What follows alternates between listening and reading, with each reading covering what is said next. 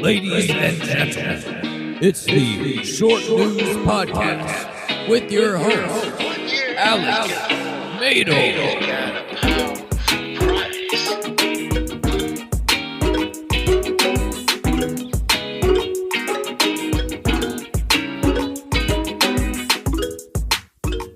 Welcome back to the Short News Podcast. I am your host, Alex Mador, back after a very long hiatus. Thank you. The American people deserve an explanation. They deserve an explanation, folks. And that's what I intend to do. You got people on the left, you got people on the right, you got people in the middle, you got Israel and Gaza, you got hummus. Now, I like hummus. I like it on my pita bread. It's delicious, and I want to fuck it, folks.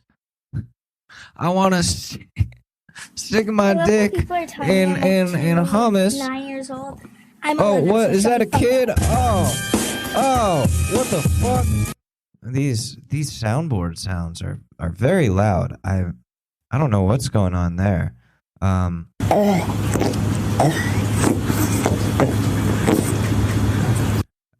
I should call her. Anyways, what the fuck is going on? I guess we got a lot to talk about here. There's a lot going on in the world that I've just neglected this entire summer and the whole fall. The return of the Short News Podcast does not mean that the Pool House series is coming to an end. That is not a limited series. Kelsey and I should be recording the new episode probably, I don't know, after this comes out, where we gotta make some corrections on some things. Mostly me. I have to make some corrections on some things. And I'll do some of that here. Listen, we at the Short News Podcast know that we have developed some great interpersonal connections with a lot of people who listen to this show. Some of them who are no longer with us, passed away. Some of them who are certain former Obama administrative professionals who I am afraid are going to put a red beam on my head if I don't say the right things. Anyways, or have had relationships with others who might be listening to this, and I'm so sorry that you why are you here? Anyways, there's been a lot going on. I touched upon, but I was a lot more drunk on the Pool House. I quit drinking. 80 days. I had 80 days. It was nice, but then some things happened, and I broke my sobriety streak. At like day 81, I was like, I can't do this anymore. Something has to break. Something's got to go. I don't know, I don't know how far I'm going to spiral if I don't just go back to this thing that's going to momentarily make me feel better. Yeah, make me sick the next day.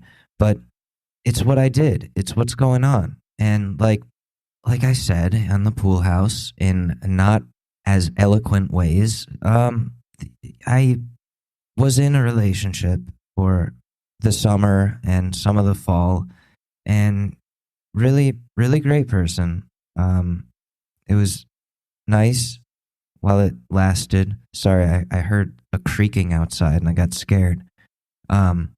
It was nice. I really fell for this person, and I was starting to make a lot of life changes, but at the same time, you go through, how do I want to word this? I'm turning into Joe Biden, but usually I'm not at a loss for words here on this show.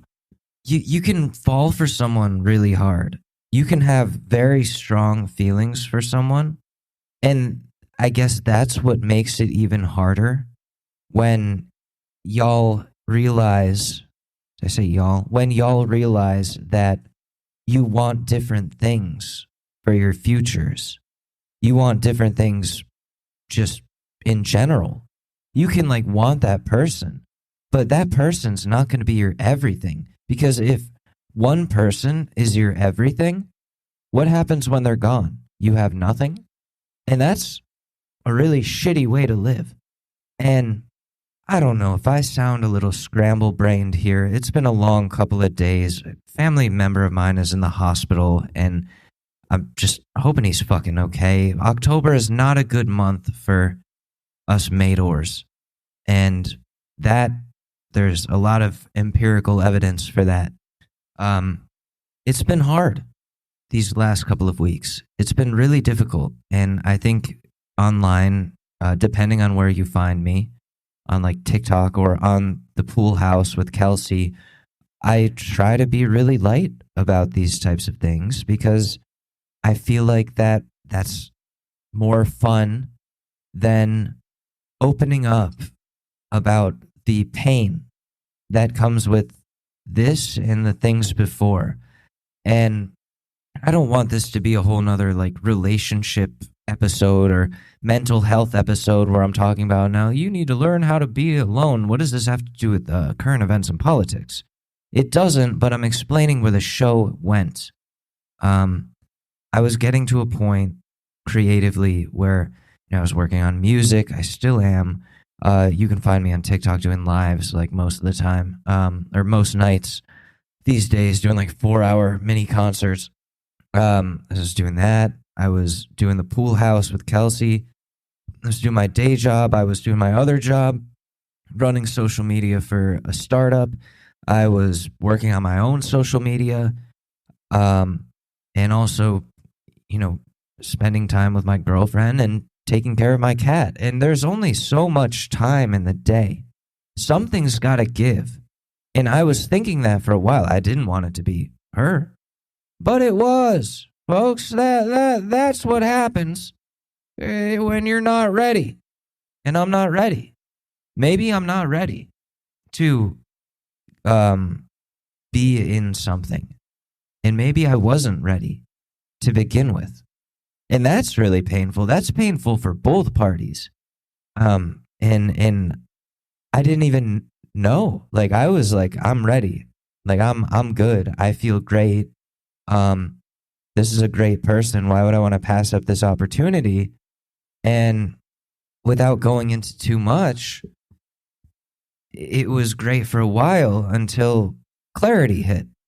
And I didn't want it to end, but I understand that it had to, because nobody wants to be 7 years down the road realizing, oh fuck, did I make a mistake? And I've been in that mistake for 7 years. And I think there's like a 6-month rule with relationships. If you've been like a long-term relationship where every year you need 6 months to heal for every year that you were with someone. And that really pissed me off seeing that when I was looking it up the other day, because I was like, how long is right to wait then? So 7 years. It's like 3.5. 3.5 years I would need to fully recover, according to the 6-month rule. Now, I'm sure it's different for everyone. I don't know what it is for me. And that really frustrates me, because all I want to do is move on. Now, all I want to do is move on from this.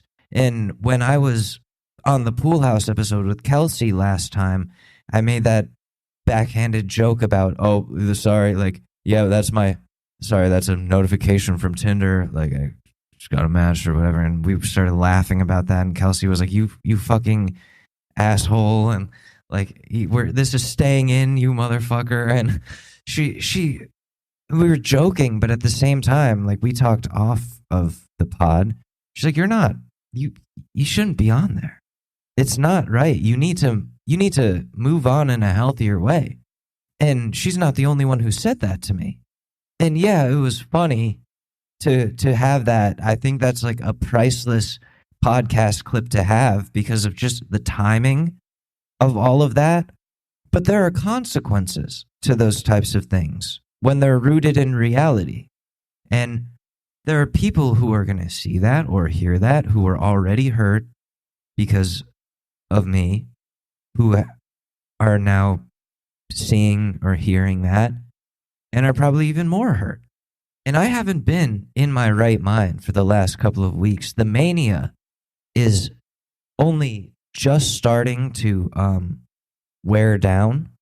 And I don't know if it's because I'm just tired or if I'm just tired of feeling like this. And I'm going through like the different stages of grief according to my smart friends.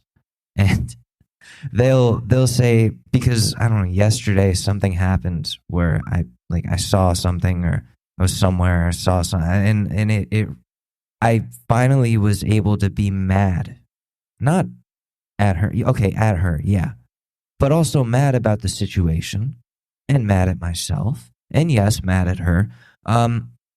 We're not gonna go into that, folks. Believe me, we're not gonna go into the fucking flip flopping, folks. The roller coaster. Oh, stop it right now. I'm telling myself to stop here. And we say bye-bye. Yeah. Fuck me, right? I am a foot in mouth type of guy. I say stupid shit all the time. I do stupid shit all the time, especially in the face of grief or loss. That is when I become the worst version of me. And if you see me on social media, if you see me on Twitter, on Instagram, TikTok, I try to keep it a little cleaner because of the TOS over there. But if you see me, you know, it looks like a bad situation, right? Like it looks like this dude's gonna end up 51-50'd sometimes, it feels like, or looks like. And sometimes for me, it's felt like that. And here I am, like, I guess, relapsing on drinking. I hate to even call it that because I only had 80 days of sobriety, but that's already a concerning step. And I'm willing to acknowledge that while also saying, hey, I know that I have to do this right now. And the only way that I'm going to properly quit is if it's for me this time around. Not for anyone else, not because anyone else told me that they were concerned about it. Not because of, you know, external forces of any kind, but because of me. Because I look at this and I say, hey, wouldn't it be great to just not have such a shitty relationship with alcohol? I don't know. Yeah, probably. This time around, quitting was not easy. Those whole 80 days, I was like, shit, what am I going to do now? And I think me thinking I was ready to be in another relationship was partially because the drinking that I was doing up to that point before I quit was allowing me to run away from the actual pain and loss and feelings that I had about losing someone that I was with for so many years, who became such a staple in my life for a whole quarter of my time on this planet. Sorry, I'm just opening this Snapchat. Oh, you are so cute. Stop it, Alex. Stop it. And I'm getting a phone call. Sorry, just one second. I got to type out this. My dad called. It was about the hospital situation. It's not my dad. He's all right. He's good. We were just talking about this. And let me just send this Snapchat reply. Rash or not, you still look adorable. Stop it, Alex. Fuck. It's like the Venom symbiote suit. Is that a current event? Is that a current event? The Venom symbiote suit? Spider-Man 2 on PS5 is out, folks. I don't have a PS5. I play on a PC like a fucking adult who doesn't have a television. Anyways. What was I talking about? Alcoholism? You gotta want it for you. You gotta want it for you, and that goes for anything. That goes for also recovering from breakups, for recovering from loss. You've gotta want to dig yourself out of that hole. No one can push you to do that because that's not authentic. If you don't want it in your heart, you're not gonna get anything moving. The ball is not gonna be rolling there. You're just going to be in a rut forever, being weighed down by all this baggage, not able to climb out. And I need to do that. I really need to do that so fucking badly, because since it all ended, I've realized how impossible of a time I have with being alone, whether it be in my house, just alone with no humans, no conversation, or just alone with my thoughts, or alone at work, or wherever. It's overwhelming, it's dark, and I hate it. And I don't know if it's because I hate myself still. I thought I've dealt with that. I thought I had learned to love myself. Apparently not so much, I guess, which really sucks, which is really frustrating. And that could also snowball into hating myself more. Like, come on, you fucking asshole. You got into this whole other thing, and you got hurt, and you also hurt this person. And like, now you're both hurt because like you weren't fucking over some other shit, because you didn't do the work. You didn't do the homework, bud. And it's not just that. Like, there's also, as someone who's had to focus on their mental health a lot, without going too much into it, there's a certain fear that comes with being by myself. I mean, I haven't done that a lot in the last 8 years. And it can be torturous to just be alone with myself. But that must mean it must really suck to be around me as a separate person. I would rather me be alone with this misery for however long than bring someone else into that darkness ever again, until I'm not that person anymore, until I don't have those problems anymore. And I don't know how the fuck long that's going to take. Maybe it is going to take 3.5 years. I don't know. We're going to have to find out. Sorry, if I keep pausing, or if it seems like I change a pace, I was responding to a voice message with a voice message. Technology is cool, folks. I got a new iPhone recently. I got the iPhone 15 Pro. I got a message from AT&T. They're like, "Hey, how the fuck you doing? It's Tony from AT&T. I want you to know, you give us your old phone, you get a new one for free. You pay the same price or less per month. You get the new shit. How is this legal? I don't know. We're fucking AT&T. Fucking forget about it, yeah? Chuck E. Cheese molested me when I was a fucking kid, and yeah. And that's why I'm a mafioso who runs AT&T. Yeah, come get this iPhone 15 Pro. It fell off the back of a fucking truck. Woke up this morning, went to AT&T. Got a new iPhone, now I can watch more pornography.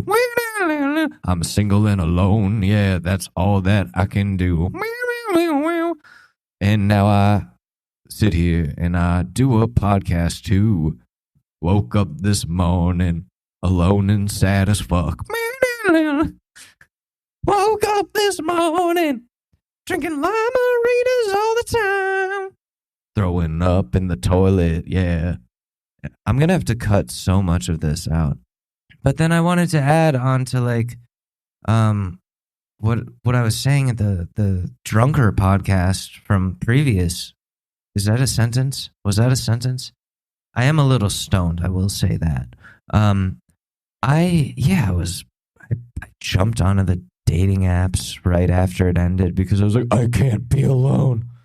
And that was stupid. And like, I still on there. Have I checked any of them? No, not really. Like, there's a lot of messages I feel bad that I'm just like not responding to. And I'm like, damn, am I missing wonderful opportunities to meet like and connect with great people? Probably. But am I the person that I need to be great for those great people? I don't think I am, personally. I think there's a lot of work that I need to do by myself before I can do that. And a lot more moving on now. Like I thought there was a lot of moving on I had to do last year. around this time. Oh, this year, dude, I've written 42 songs. I've written 42 songs. And that's great, like for releasing, because that means I can put out one album like next month, which is the plan as long as all goes well. And then a couple months from then, I can put out another.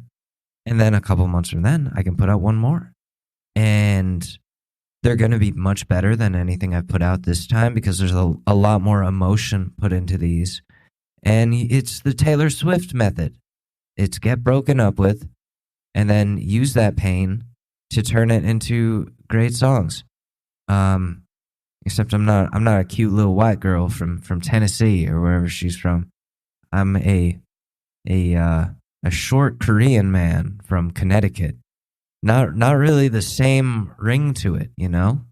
And I think also another thing, friends are very important. Your friends are going to get you through shit like this. And it's important to make sure you keep those friendships intact, those connections intact. Because then, like, you don't have to feel alone. You've got your community. You've got your group. Y'all are, why do I keep saying y'all? You guys are looking out for each other. You've got each other's backs. And that shit is awesome. You know? That's a really good thing to have in your life. And no friendship that you have should be taken for granted. I'm saying this as someone whose best friend is no longer with us. Does any of what I'm saying even make sense? I don't know. Am I trying to relearn how to be a podcaster again? Not only be a podcaster, a solo podcaster, but also how to be a person on my own again? Absolutely. That's the most important thing. And when we lose track of that, that's when shit starts falling apart.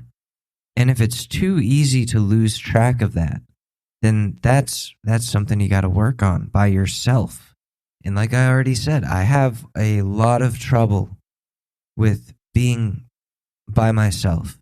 It's a scary fucking time. And I used to be really good at that. But then I look back at those times and I'm like, was I? Or was I just really, really stoned at 5 a.m. watching whatever was on Adult Swim at like age 18, just enjoying the fact that I didn't have a bedtime anymore, which is different. I mean, that's a new type of freedom. Not having a bedtime anymore, holy shit, that's like, I could stay up as late as I want. Like, I worked at a supermarket at the time, and I'd have to like be up till, or not have to, I would be up till 5 a.m. getting high as fuck off of the smallest amount of weed, and then wake up at like 9, so maybe get like 4 hours of sleep tops, and then go into my supermarket job and somehow do that job. 18-year-olds, we were built different back then when we were 18. Crazy. The amount of energy, the amount of stamina. Now, like, my knees hurt, my back hurts, my heart hurts, my mind hurts. I can't be alone with myself. I put on Adult Swim at 5 a.m. and I just cry. Like, why is this so sad? Like, what? I should be kind of psyched about the time that I get to myself, you know? A lot of people are. Most people that I've talked to, where I'm like, do you get like this? They're like, not really. Like, when I get off work, I can just like sit at home with my dog and watch TV and have a glass of wine and do that until I pass out. That's relaxing. That's great. And I'm like, geez, because like for me, it's a very different experience. It's torturous. Like my heart rate goes up. I keep trying to keep myself busy. I can't stay in one place. It's like the same issue I have with taking naps. I can't do it unless I'm sick. Because naps, just like, I feel too stagnant. I feel like I'm not moving around. I'm not being productive. I'm not doing something. And any time where I'm still or silent or alone that freaks me out because I get that same type of uneasy feeling. And that's, like I said, that's really something I have to work on. But look at us. Look at us right now. Look at me. Sorry. Look at me right now doing this podcast alone in this pool house. There's nobody here. My cat's not here. She's in the other room. She doesn't fuck with this podcast. And I'm alone. And I'm having a good time here. We haven't even talked about current events yet. There's a big fucking thing going on right now. And by big fucking thing going on around the world, I'm talking about the release of Spider-Man 2 for PS5. Yeah, that's right. Woo!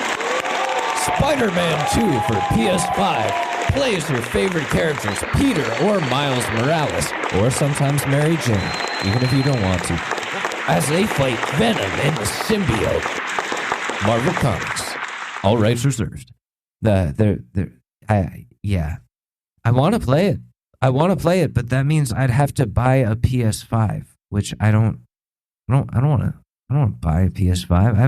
I have a fucking PC that does ray tracing better than any console fucking can. That's insane. This console exclusive bullshit needs to stop. And it does. Because 2 years from now, they're going to do like Spider-Man 2 remastered for PC and Xbox and whatever the fuck. And your smart fridge.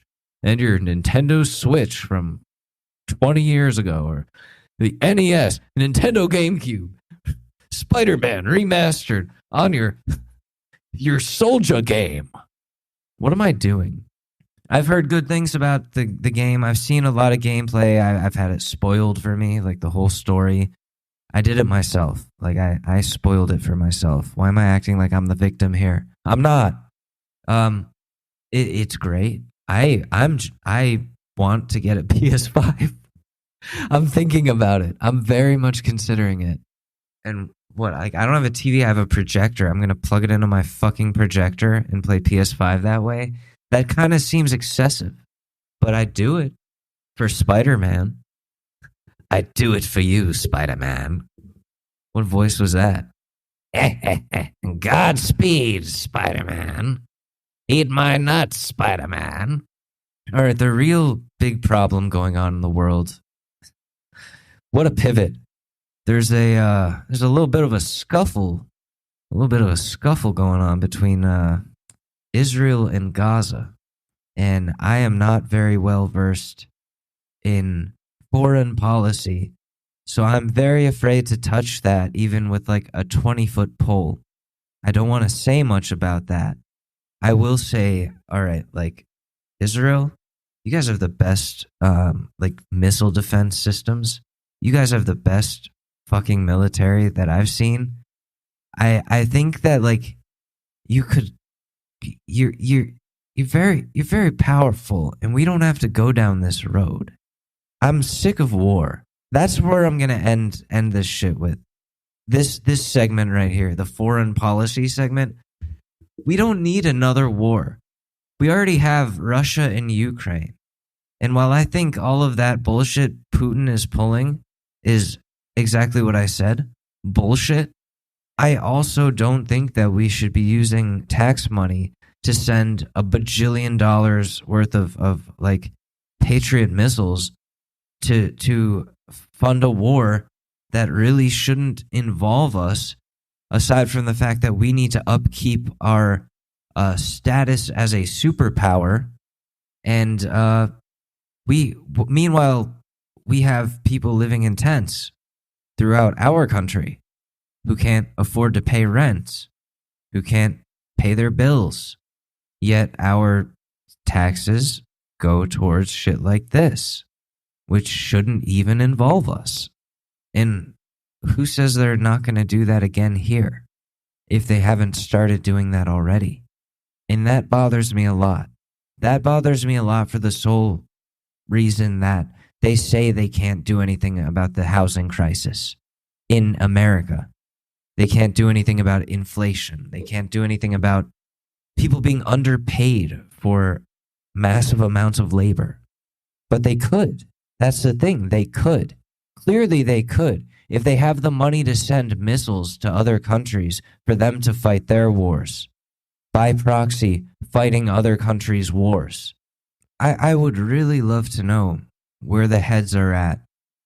Where are the fucking brains in these American politicians that we have running our shit right now? These old ass pieces of shit. Have we talked about Mitch McConnell freezing up those 2 times?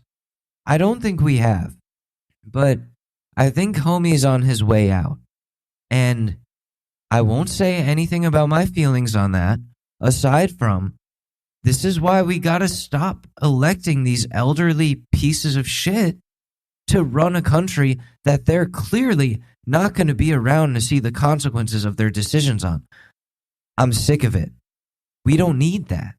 We need people who are going to fight for our futures because they have a stake in that. Not because, or not making decisions because corporations have stakes in them. There are a lot of times lately where I've asked myself, what is our government actually here to do? Are they here to protect us and like watch out for us? Or are they here to enforce shit on us that they themselves don't follow and then squeeze us dry for every ounce of everything that we have while lining their own pockets?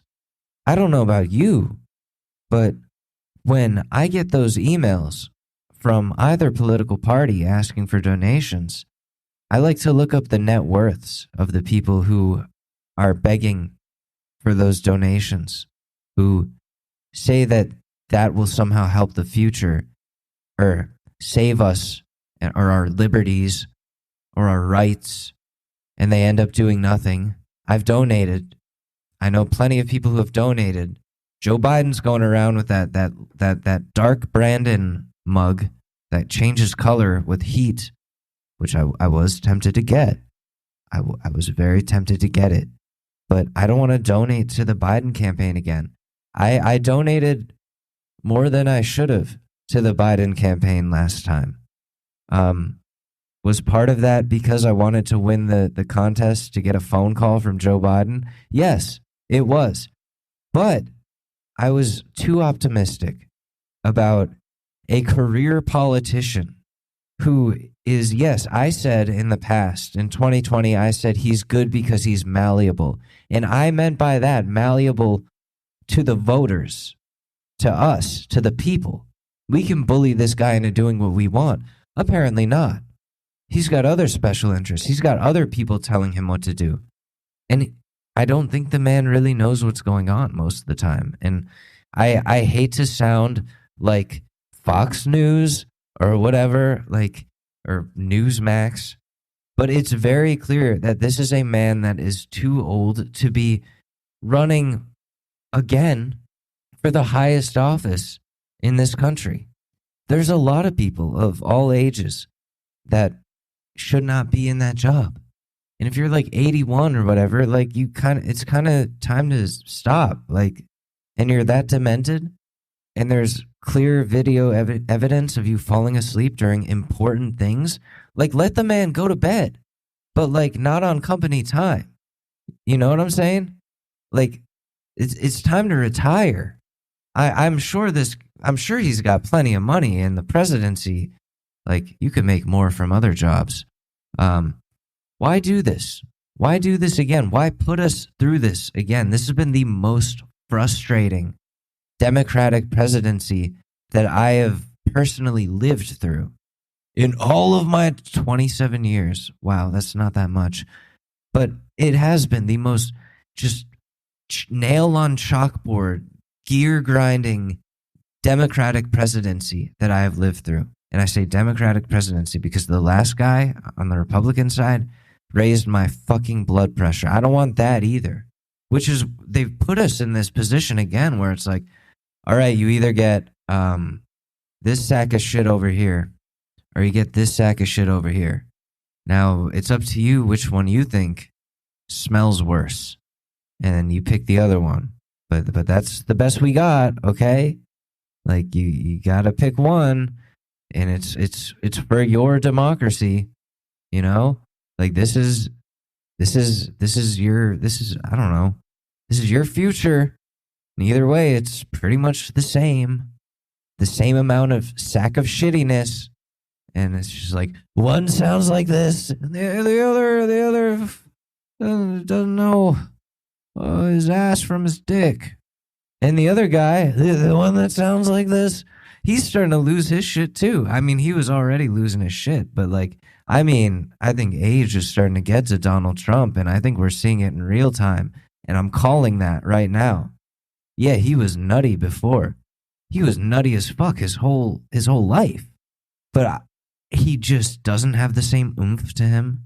He doesn't have the same amount of energy. He's getting low energy. He's very low energy now, folks. Believe me, Donald Trump is low energy. Low energy Donald, I like to call him. His voice is getting hoarser. He's tired. He's pale. He's not doing the fake spray tan. He's not sitting out in the fake sun getting a fake spray tan all the time. Believe me, I've seen it. These guys have no vitality. These old pieces of shit running for president have no vitality, no energy. Low energy on both sides. And then you have fake tears, Chuck Schumer, who sounds like he's a robot. Believe me, I think he is. I've seen him plug in. He uses a wireless charger. It's called a chair, folks, but I don't believe it. Marjorie Taylor Greene told me they have space lasers. I don't know. Sorry, I was just sending another voice memo, this time with a Donald Trump impression. Believe me, I am learning to be by myself and not talking to women. Believe me, you can believe me. I am the greatest at being by myself, folks. I'm so great at being by myself. You think Joe Biden can be by himself? I don't think so. He needs handlers, folks. He needs someone to change his diaper 5 times a day. I only need that twice a day. They're old, is my point. They're old as fuck. One is late 70s, one is 80. Gonna be 81. So that means when he's done, if Biden wins again, dude, 23, 24, so like 85, 86. We can't have an 86-year-old dude running the United States of America. Do you see how fucked up that is? On both sides. I don't care if you're a Democrat, a Republican, an in-between, the rent is too damn high party, whatever. You gotta see how fucked that is for us. Going from like a younger, more like energetic president like Barack Obama, then to Mr. Cheeseburger McGee, we're gonna build a wall. It's gonna be tall. It's gonna be huge. To where Donald Trump said build a wall. I said no, but now I say yes. My bad. Like, we're fucked if we get any more like that, and I think the American people are starting to wake up to that.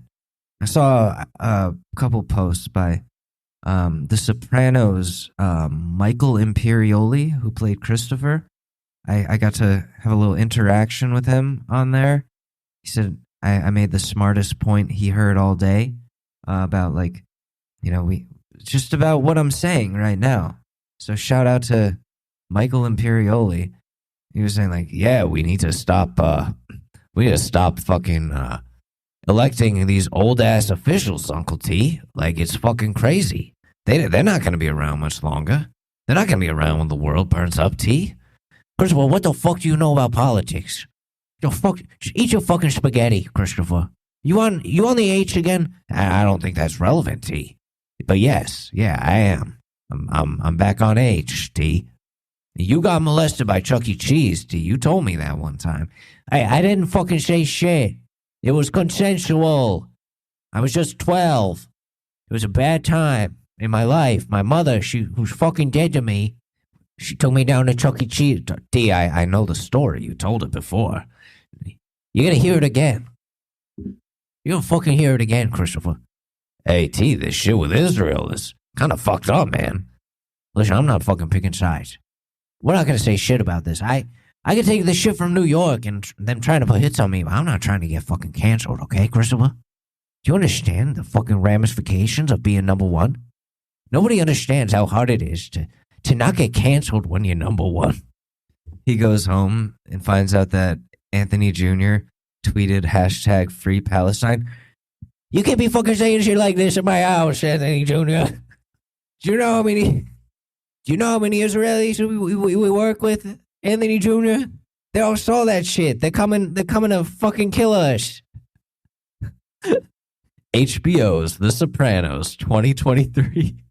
Dad, you're not taking an ethical standpoint here. It doesn't fucking matter what's ethical. I'm a fucking mobster. I kill people, Anthony Jr. I don't give a fuck. Get off the fucking Twitter. It's called X now, Dad. I don't give a fuck.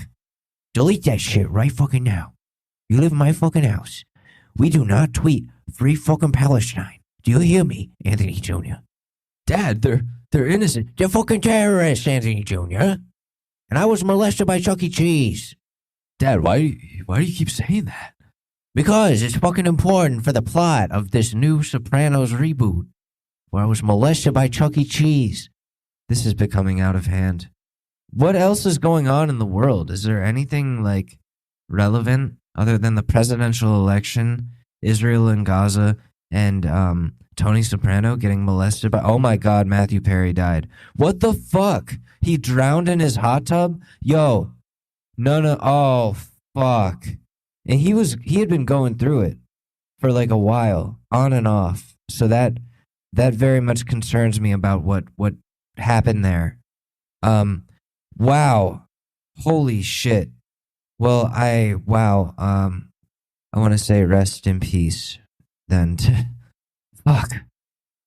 Matthew Perry, who was very inspiring for me, a very inspirational person for me when it comes to like getting over substance addiction. When I was addicted to pills, and then I got off of them, like I would read a lot about him or a lot of things that he would say about his struggles, and I was like, damn, if Matthew Perry can do it, then maybe I can. But now you look at that and you're like, fuck, can I? Like, Matthew Perry couldn't, I guess. And that's really upsetting, and that's really disappointing, and that's really devastating and sad. And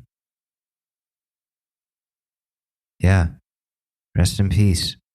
All right, I do want to say, like, to lighten the mood a little bit, let's talk some more Sopranos. Welcome to Talking Sopranos. I'm Michael Imperioli, and this is my friend Steve Sharippa. Michael, it's great to be here. I don't know what we're gonna talk about, Michael, but I'm excited. Today we're gonna talk about the finale of The Sopranos. We're gonna talk about, Tony. So he wakes up and it looks like he's in a coffin, and there's organ music playing, and he's holding a rifle in his hand. It's a very badass scene, I will say, but the imagery there was very important to foreshadow what was. Yeah, Michael, and yeah, and Tony woke up in the morning, and he got himself a gun, so you can kind of say it's like he's living the theme song, Michael. You know what I'm saying, Michael? Yeah, Steve. Why did I fucking agree to this show, Steve? Fuck. But no, there was the Columbus Day episode of The Sopranos, I think is still very relevant to this day, like to this time. For a show that's been off the air for 16 years, it's like, holy shit. That episode was 20 years ago? And still, people are having this same discussion about Columbus Day, and should we be able to celebrate it? Or is it something that should be, forgotten about because the dude was a piece of shit? You probably know where I lie. A lot of you call me a woke-ass moron, but I think Christopher Columbus was kind of a dick. We don't have to go into that too deeply. I'm very afraid to dive deeply into things right now.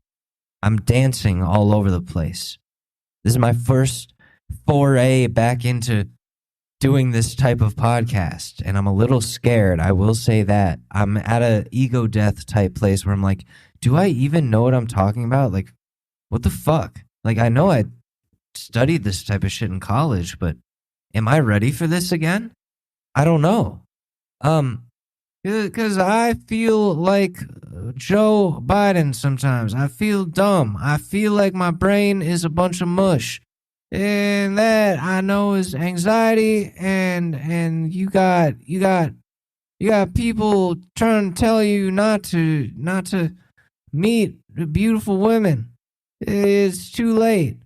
It's too late for you to it's too early for you to move on. I'm sorry, my words are not working. But you wanna do things with your penis. And what I say to that, is donate to my campaign, and you'll find out. That's what Bidenomics is all about, folks. You got my campaign, and you got to donate to it. You got people trying to tell you now I'm old. Well, they're right. I'm old as fuck. I want to go to sleep. I want to sleep forever, and they won't let me. They keep waking me up, and I want to go to sleep forever. Yeah.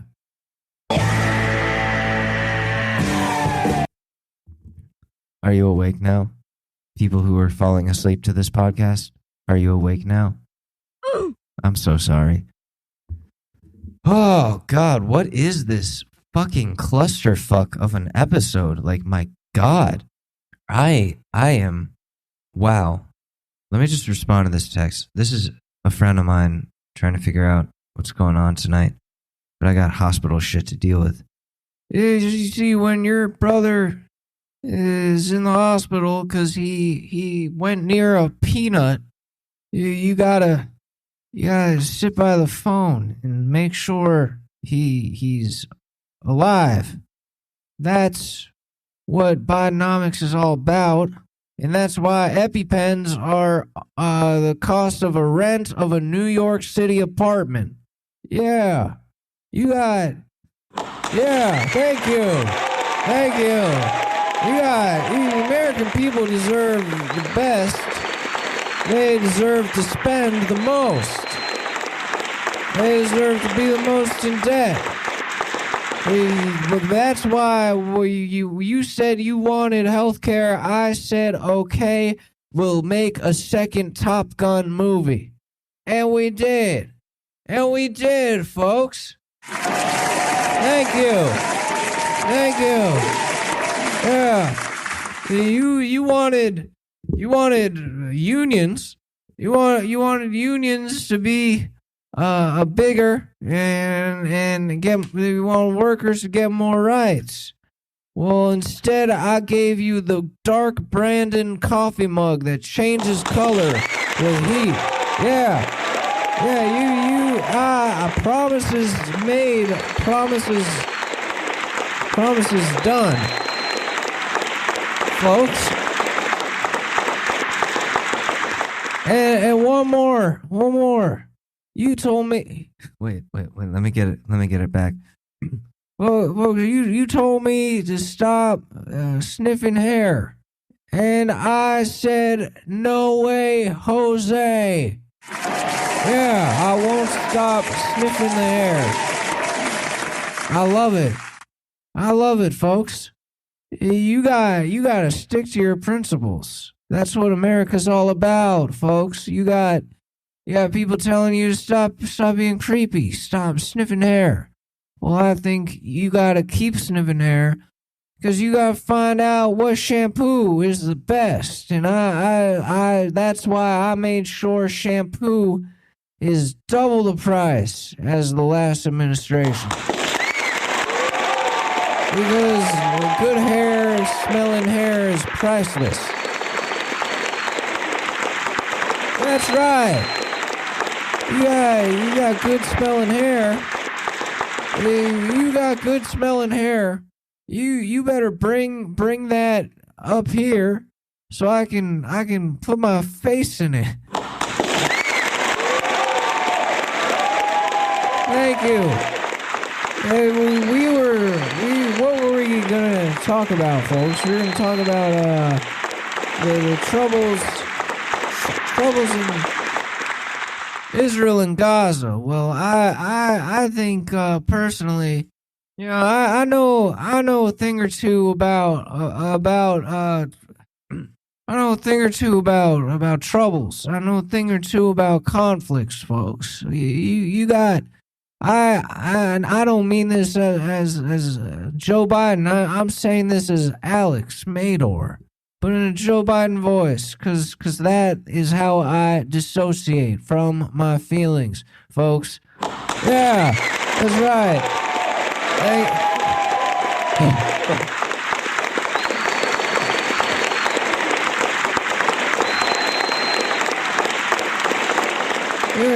Sometimes you're gonna think that when you are having a conflict and you break up or you got issues or whatever, sometimes you think the best way to go about it is to go to war. Well, just because you're two countries from two different backgrounds, folks, that doesn't mean you gotta go to war. You gotta shoot missiles at each other. That's not what that means. It means you gotta just go about your fucking lives separately. That means not making angry songs about how you're mad. That means not tweeting stupid shit late at night when you're drunk off of lamaritas. I'm talking to myself here. Not going to his favorite spots to go to eat with his family to rub in that you're happy. You got I don't know where that one came from. You gotta fucking you gotta eat a ice cream and forget. That's always been my solution to all of America's problems, folks. And then sniff some hair. Yeah, that's that. Wait, you got the American auto workers out here. They need money. They need health care. They need other shit, folks. So what we're gonna do? We're gonna give them shampoo so they all smell. Their hair smells good. We gonna give them health care. Maybe, I don't know. We'll see. Pull it out of a hat, out of my ass. We'll see, folks. This is so fucking bad. Folks, this is what happens to Alex. Well, and he's going through a manic episode. You got Joe Biden talking about shit that he wished he could say, but he can't. Because he needs Joe Biden more than he knows. And that is why I have implemented the Joe Biden dissociation method for this young little Korean boy. He gonna, every time he's confronted with his emotions, he's just gonna go into Joe Biden. And that's what the people want. That's what the people want, folks. Thank you. Yeah, that's why we do this. Hey, wow. Where am I? Fuck. Okay. All right. Shut it down. Oh, what else is going on? There's a Five Nights at Freddy's movie that came out. I'm about 3/4 of the way through it, so I don't feel good about about doing a full review. But so far, it's really interesting. It's really caught my intrigue there. I mean, I have been a big fan of the franchise for a long time, like a closeted fan. Like, I know way too much about this lore, where, like, I was watching this like, oh my God, that's the fucking thing from The Thing. Like, I remember that from the bite of the 83. Or that's different than the bite of 87, though. People need to get that right, that those were two very different things. And William Afton, oh shit, that's totally him. He's going to be in I don't want to spoil anything, but they get a lot right. They did a lot of good things for the fan base, I think, with this one. And that was really cool to see. And you know what? Fuck. I like five nights at Frankie's. You ever been to 5 nights at Frankie's? I went down to 5 nights at Frankie's and I got myself a bar of soap and some head. That was a different time. Anyways, we're gonna look at a relationship advice here because I'm the least qualified person to do that right now. But you know what? It's content, and I want to know. Fuck. All right, let's see. Let's see what we got here. My wife left me and won't return text messages or calls. Well, that's because she left. Boom, that's it, done. All right, we're good. Have a great... No, I'm kidding. Let me see. Ooh, this one's a painful one. Been there, brother. My 28 male girlfriend, 26 female of nearly 7 years, confessed to me 5 days ago that she cheated on me 2 years into our relationship. We met on a dating app, Halloween night 2016. I had just turned 21 and had been in only one serious relationship until that point, which had lasted 6 months and ended with me being cheated on, but thankfully she confessed right away. I'm doing like the TikTok voice. I'll stop. I was definitely looking for a partner and talked to a variety of potentials, but we just clicked. We talked for about 2 weeks, mostly PG, but towards the end it started getting sexual and it was obvious there was attraction. Mid-November was the first time we met. I drove 2 hours to hang out with her while her mom was away and we hooked up. Nice. That's commitment, dude. 2-hour drive. Holy shit. In the following week, she let me know she would be moving an 8-hour drive away. Yo, we weren't official at this point, but I did feel strong emotions towards her, so I asked her to be mine the weekend she moved away. I reassured her I would visit her and that it would work out. For the next 2.5 years, we went back and forth visiting each other. I even hopped on a plane for the first time in my life to go see her. We've lived together since summer of 2019, and up until a few days ago, we're finally going to rent our own spot. I've never suspected she could be unfaithful because of how she's shown genuine care and support for myself and my family. We've been together for some of the most memorable events of each other's lives, graduations, parents' weddings, vacations, even adopted 2 cats a few months ago. The last 2 weeks have been especially fun since we started going out to places more. For the first time in years, I felt good about where I was in life, and I was super excited looking forward. Sunday morning was normal. She got up and went to church while I slept in. I got the call right around noon. She sounded distraught. I really need to talk to you. Can you meet me in the car? I figured maybe she had an argument with our friend she usually goes to church with or some other issue not related to the relationship. When I went to her car, she was already sobbing. I love you now more than ever, she said. I don't recall how exactly the words went, but she began explaining to me how on Halloween night of 2018, so that's 2 years later, after they started getting together, she went out to an event with 2 of her coworkers, one guy and one girl. After the event was over, girlfriend dropped off the girl because her drop-off point was closest. Not sure what point girlfriend decided to let the guy drive. Claims she was super tired by now as it was close to 2 a.m. By the time she realized that they were in a parking lot and she didn't know where they were, she explained to me how she had never had any ideas about this guy or any attraction at all, but he was being really pushy about getting any action.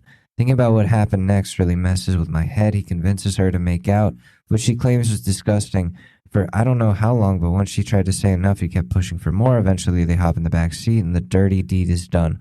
According to her, she started crying not long after they started. And when the guy noticed, he stopped, grabbed her phone, and blocked himself from her Snapchat. What? My girlfriend still worked there for a while, but says they had zero contact afterwards and would avoid him all the time after.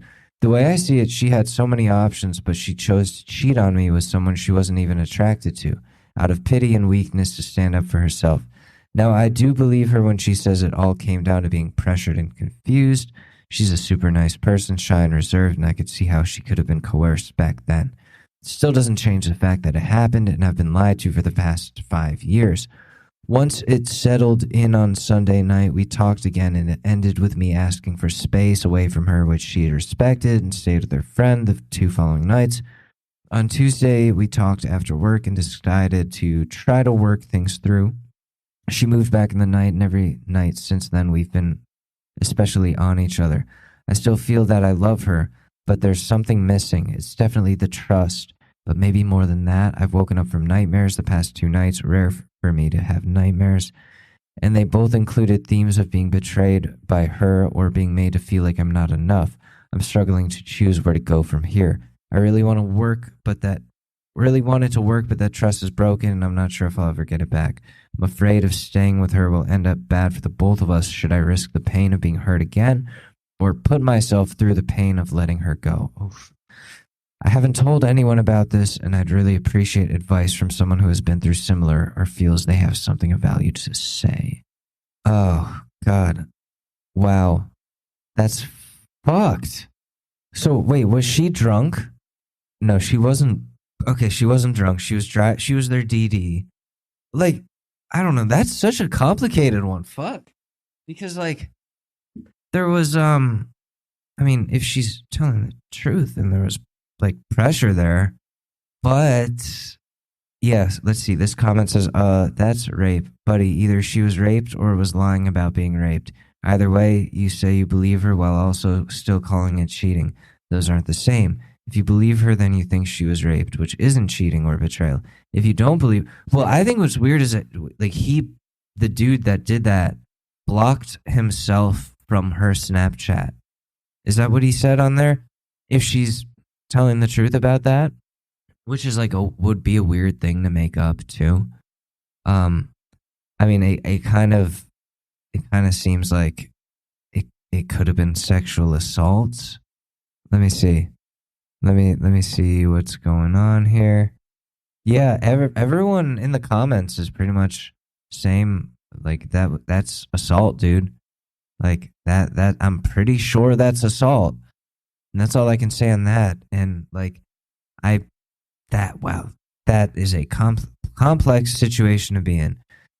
And I will say this, just from experience, in my previous engagement, with my ex, like the 7 years that we were together and were engaged and stuff, when we first started dating, maybe like less than a year in, I was still at college. She had graduated early because she's smart like that. And I'm not saying that facetiously. I want to say I'm not saying that facetiously. She's very driven. And I was not. But I was at college, and I was at a party at my house, the house that I lived in with a bunch of other people. And there was this girl there who, like, I had just met. And we connected really well, but not in like a sexual way. I didn't see it that way. In like an emotional and like a spiritual way. Like, we had a lot in common. And it's like when you feel like you've known somebody for a very long time and you can just like talk about whatever, anything. And so this party happened at my house, and it was a weird night, but both of us were into energy work, like Reiki, energy healing, that type of stuff. I still am. I don't know if she is. I haven't talked to this woman in years, but she was like, "Can I do Reiki on you?" And I was like, "Yeah, I haven't had somebody do that on me in a long time. Like, that would be cool." Fully trusting that that's what she wanted to do, and it was not. It was not. Because, like, you know, it started out as Reiki, then it was wrapping her legs around me, and then it was kissing me, and me having to tuck and roll out of that situation.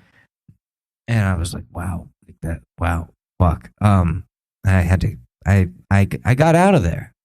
I did get out of there. But, like, it took me a very long time to tell my ex about that happening. Like, years. It took me like let me see, maybe 3.5 years to tell her that that happened. But when I did tell her, she's like, yeah, I mean, like, you did the right thing, though. Like, you got out of there. And I was like, yeah, you're not mad? And she was like, no, like, I just don't know why you're telling me this now. And I'm like, because I felt fucking bad. I don't know. Like, I felt like I did something wrong by letting her, like, get all over me like that. I don't know. Like, situations are different and complicated and fucked up. And it does sound more like a sexual assault type of thing with this relationship advice. And you know what? I am not qualified for this type of shit, is what I'm realizing. And I'm going to have to retool the podcast a lot more in the coming episodes because I'm not the same person that I was. And that means this show has to evolve too. It has to change. So I'm going to get to doing that. This was a nice talk, I guess. And I'll see you on the next episode. This has been the Short News Podcast. I'm Alex Mador. Have a great week. Have a great wherever you are. Happy Halloween. Ooh. Maybe I'll do a Halloween episode. I don't know. We'll see. But I love all of you very much. No one in particular. I just love all of you. All right. Have a great one. Deuces.